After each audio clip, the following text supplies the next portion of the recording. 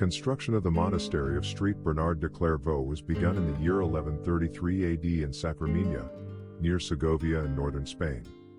Completed 8 years later in 1141, the monastery was dedicated to the Blessed Mother and was originally named the Monastery of Our Lady, Queen of the Angels.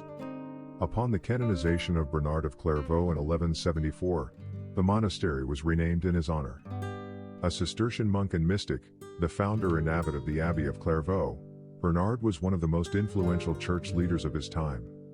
Cistercian monks occupied the monastery for nearly 700 years. After a social revolution in the 1830s, the monastery's cloisters were seized, sold, and converted into a granary and stable.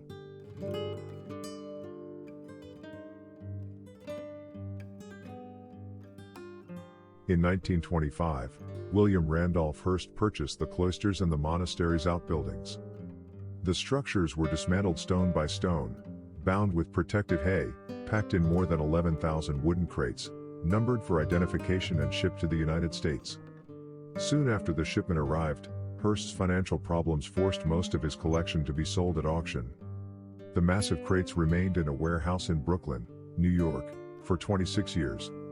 1 year after Hearst's death in 1952, they were purchased by two entrepreneurs for use as a tourist attraction. It took 19 months and the equivalent of nearly $20 million in today's currency to put the monastery back together. In 1953, Time magazine called it the biggest jigsaw puzzle in history.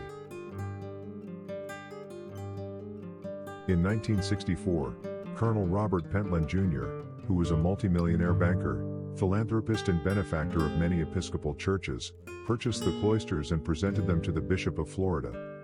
Today the parish church of St. Bernard de Clairvaux is an active and growing congregation in the Episcopal Diocese of Southeast Florida. Services are held on Sundays and weekdays in both English and Spanish. Thank you for watching. Please subscribe to this channel for more documentaries like this. If you like this film, hit the like button.